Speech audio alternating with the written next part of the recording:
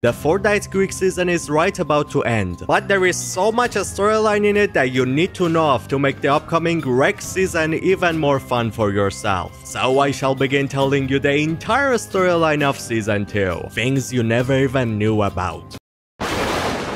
After being humiliated by my own son Kratos, beaten up by him, like how John Jones beats his Keely when he sees Dr. Assault, I tricked them, rifting myself into a place called the Meta Knight. I thought it would be a pretty cool place to be at. I mean, it got lots of pretty nice women, and men too, of course. But I kind of regret coming to this place. There is this guy named Scyan. He's so annoying! He keeps walking into my throne mumbling about, I don't know, some kind of like 5 realities I should, or how hot Midas is. Is this guy gay? Getting killed by Kratos would have been much better than dealing with this guy. Please, save me from him. I don't wanna be here anymore. So, I felt kind of bad for you guys. And girls, if any of you even watch Scyan. Wow, wait, what? 11% of the viewers are women? Why? Why? By the way, thank you so much to everyone who watches the videos. You're a legend. Anyways, basically I'm taking over this video. Zeus explaining the Fortnite Greek lore for you. Because based on the research I've done, before watching Scyan, you had 1,000 brain cells. But after watching this weird guy, there's only 5 brain cells left in your brain. All of them died. Especially you, Clark. For one video, you finally get to rest away from Scyan. You still should watch his 3 hours long video though. Do it. Enough talking, let's begin learning the entire Greek storyline.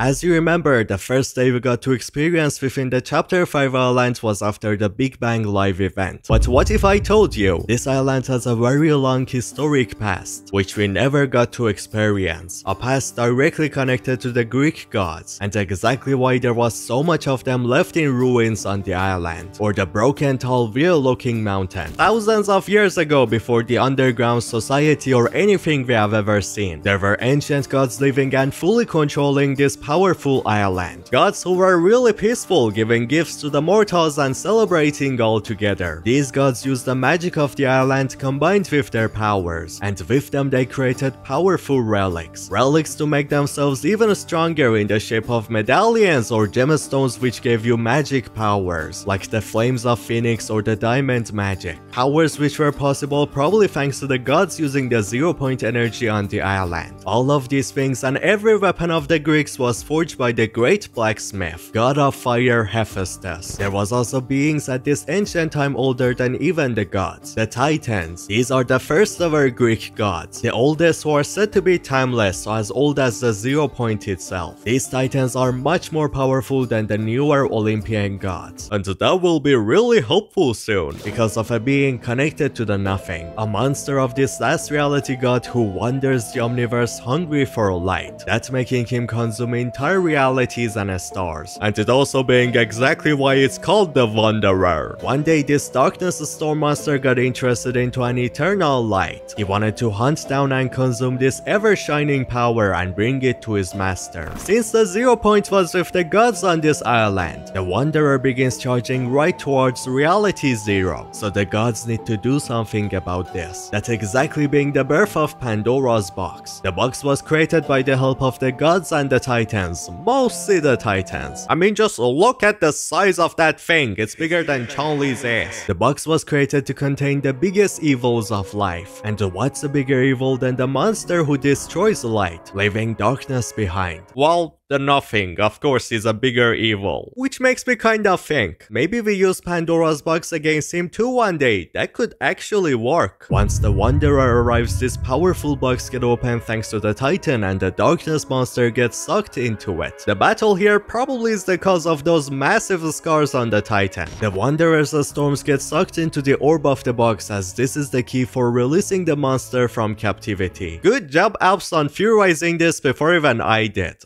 I'm Zeus, I mean before Scyan did. The Wanderer is now defeated and the gods get to celebrate once more. Except one god, Zeus, the king of the Olympians and the most powerful one. Zeus, after seeing the monster, gets interested into hearing some prophecies from Oracle, the future foreteller who once was a mortal, then chosen by the god of sunlight, archery and music himself, Apollo. So she becomes the Oracle of Olympus, sent to connect with the spirit realm and speak with the gods through this enchanted enchanted waters, as Zeus reaches into one of them, and through it watching the prophecy of his future, seeing darkness and his kingdom falling apart and the mortals playing a great part for it. You could say, a greater power than even the gods playing a part in manipulating Zeus and the others in this moment. That great power could be the wanderer itself or the one who owns him. Zeus from here gets manipulated onto hating the mortals more every day, as he finds the only path onto stopping this dark future being killing every single mortal there is, so none is left to make the prophecy even be possible to happen. Listen guys, I know this kinda looks bad and it makes me look evil, but you gotta admit you haven't showered in weeks, you sweat. You also got no bitches, no you got Riz, no you spread managed democracy. And the worst of them all, you still haven't liked this video and you're not subscribed to the channel. How dare you? So you kind of deserve this, just let me kill you. Just come to die! Zeus falls for this darkness, manipulating his mind with prophecy, and he orders Ares to prepare for war. He is god of war, the greatest war general to exist and the master of every weapon there is. The other gods are also forced to be on his side or they count as traitors going against their home. These gods are his brother Poseidon, god of the seas and the horses, who's a lover of peace and parting, especially with the ones who he looks at as worthy warriors. His other brother Hades, the king of underworld who makes sure that no soul escapes his domain, one who lives by consuming the same souls of the dead. He doesn't need air or food to live. Instead, he sucks the dead souls into a gas mask on his face, so he can always carry a huge amount of soul energy with himself and breathe it in whenever he needs. He's the coolest god among all of them, and not really a fan of taking sides in any debate. Hades more likes to focus on taking care of his own underworld and having fun with it. The gates of his underworld are protected by his favorite three-headed dog Cerberus, one who even has a snake for his tail and can take a more human-like form for himself, as one of his powers is to summon wolf souls to fight for him. These gates can only be closed by a huge special key which Hades carries with himself. For the daughters of Zeus, we first got Artemis, sibling of Apollo, who's kind of like an opposite of him, while she's also the goddess of music and hunting just like her brother. Instead of sunlight, she's the goddess of moonlight and night, exactly the reason for the galaxy dark look and the moon signs on her. Her favorite thing to do is hunting, and she especially loves to hunt mortals, because Artemis finds them annoying, saying that they talk too much. My poor daughter probably watched like a Scyan video to feel this way, or a Clark one. I feel bad for her. The second daughter is Aphrodite, Zeus's favorite. He always carries a picture of her with himself, which is kinda really wholesome, not gonna lie. Aphrodite is the goddess of beauty, love, and something else which you're like way too young to know about. Think of it as, I don't know, extreme Riz and Giyat.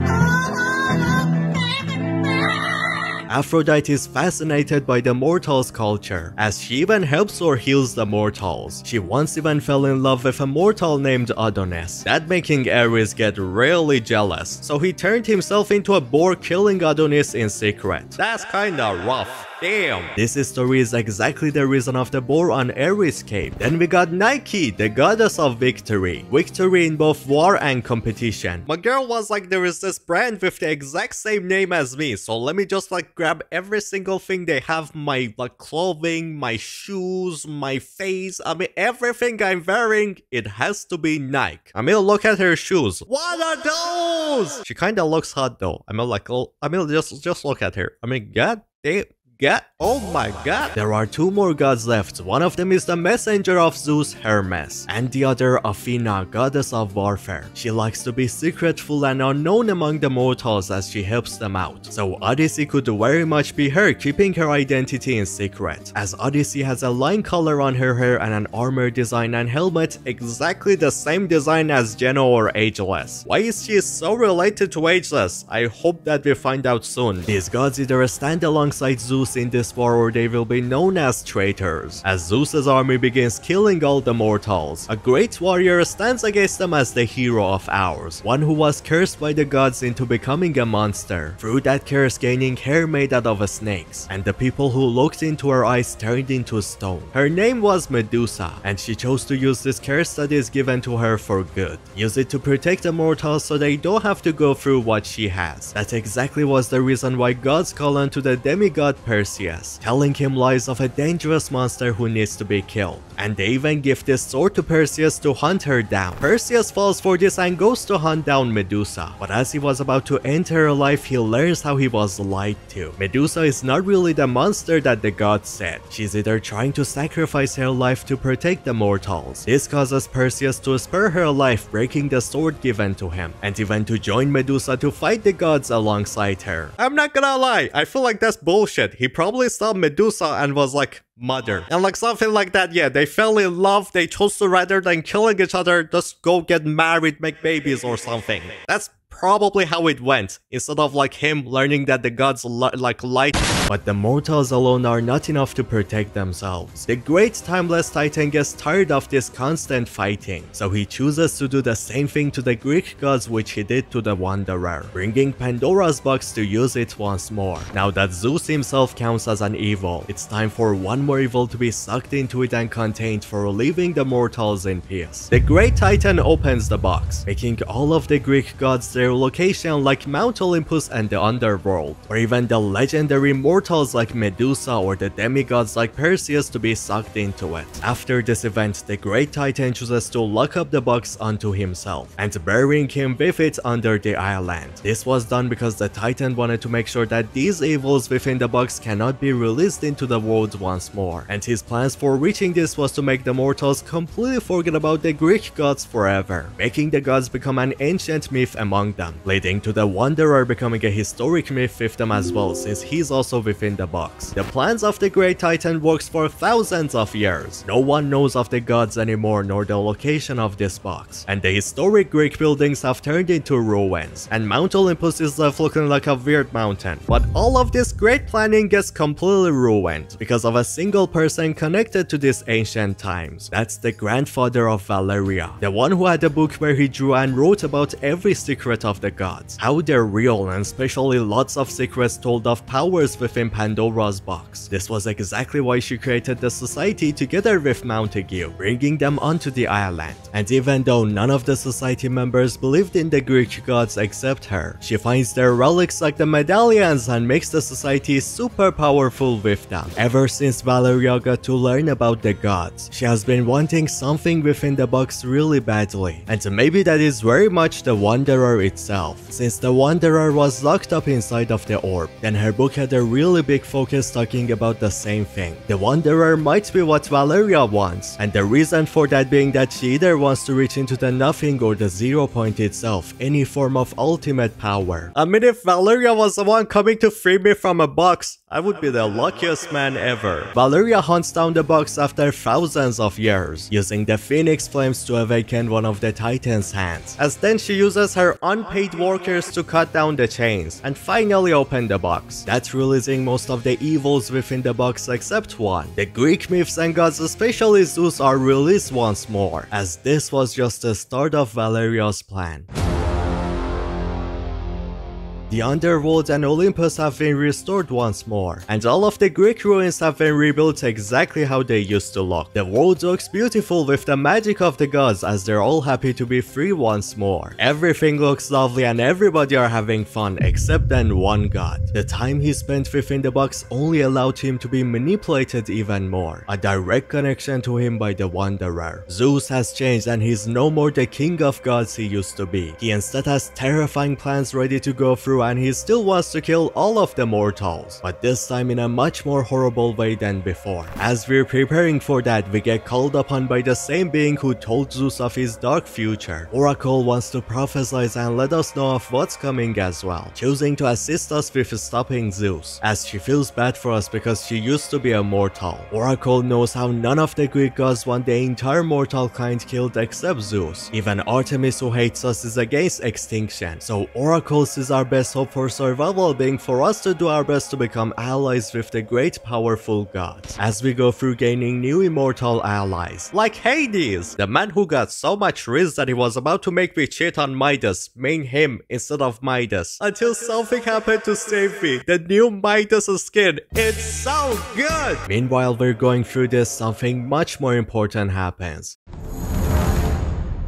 With the return of the gods, seems like that another mastermind has arrived with them too. The master of Golden Touch and the richest and the smartest man alive. With this new look, oh my god. Damn! Oh my god! Midas was also within the Pandora's box. All because he seems to have died and his soul being sent into Hades' underworld because of it. This death was caused by Kado forms within Chapter 4 Season 4, as he used his time machine to time travel onto Season 2, probably onto the moment of Shark eating him, and he made sure that Midas fully dies there, then chopping off his left hand as well as his new collection, which that should be the only hand of Midas that does Golden Touch, as now that Midas has become part of the underworld, he has a special kind of soul. So Hades has also prepared a special jail cell for his soul to be kept within. This cell being right under Hades' throne, as the chains of his are used to bite into Midas's hands, because the chains that Hades use have the power to connect into a person's soul, then through that being able to cancel any powers you have, as long as it is biting into your body. Hades used this on Midas's hands to make sure that he cannot use his Golden Touch to escape, and the reason why he's even being like this is because of the god's past experience with Midas. He seems to be a demigod as well, a mortal whose father might have been Zeus. Therefore, when he wished for the gift of the Golden Touch, the gods gave this gift to him. But that gift turned out to be a curse, when it caused Midas to accidentally kill his daughter Zeus. So ever since he has hated the gods and his curse, trying any chance he can to hurt them. Hades has made this place to make sure that does not happen and Midas' soul cannot find a way to escape. But Midas is the mastermind of Fortnite. Of course, the jail cannot hold him for long enough, as he tricks the guard to unlock his left hand that is bitten, then using that to kill the guards by turning him into gold, and turning the other chains into gold as well to break it off, then grabbing his favorite jump gun from a chest near, turning the jail's door into gold as well to crush it, and then escaping like a smexy legend. Like, god, he's so cool. Like, oh my god, he's so cool. Like, oh my god. From here, he takes up from Oro, who is also within the underworld, thanks to Kado killing him as well, just chopping up his head. My poor guy. Oro has become the Charon of the underworld, exactly how he gets to help Midas to escape. Charon is the boatman of the underworld who takes the souls of the dead through the Styx river. Now that Midas is once more within the real life, he is slowly starting to rebuild his body on top of his soul, making him finally have a left arm again too. But this body is not alive. Midas is still a dead person who is so lonely escaped the underworld. He will never get to feel alive ever again, so in some ways he's even more cursed than before. He still does get to live life again, but kind of like as an undead person or something like that, as his first choice after is to meet his daughter Zeus, seeing her untrusting and mad at him still because of how he caused her death in the past. But Midas tells of Zeus of how Hades had weapons that could cancel his Golden Touch powers, and he wanted to see if she can build a tech that makes Midas finally have full control on his Golden Touch, as a way of slowly gaining her trust back. Zeus, being the smartest engineer, figures something out and builds this extremely super pretty looking hand for Midas, and she only makes it for Midas's left hand because again, that's the only hand that turns things into gold. From here on, Midas finally has full control on his golden powers. Then he goes to Marigold, learning how she has reactivated the shadows, calling in his old team together because of how she has been searching for Midas ever since season 2, and recently she sensed Midas's presence within the island. The team was called in to prepare a deadly strike onto the gods by Midas, as then Midas's family, his agents, and he himself go into the Marigold yacht, getting ready to soon after leave the island back into their home. So the time comes. Midas awakens many volcanoes outside of the island, enchanting them with his Golden Touch, so the lava coming outside of them harms the gods and hurts them badly, as the world is now being taken over by golden lava. The graphics! Oh my god, it's like Midas's milk is just taking over. God damn, like wow, that is so gorgeous. I wanna drink all of it. While everyone are distracted by the gold, Midas and his crew take the yacht and teleport outside of Reality Zero, onto a new world much bigger than here. If you wanna know where exactly Midas is going towards, or if he killed Jules in the past, then how is she alive right now? Or just the entire Midas storyline and every detail of it. Scyan has made this video, link in the description. Oh, like the video too, thank you! But now that Midas is gone, and we have allied with most of the gods to prepare war against Zeus, he has terrifying plans in mind for how he's planning to wipe all of us out.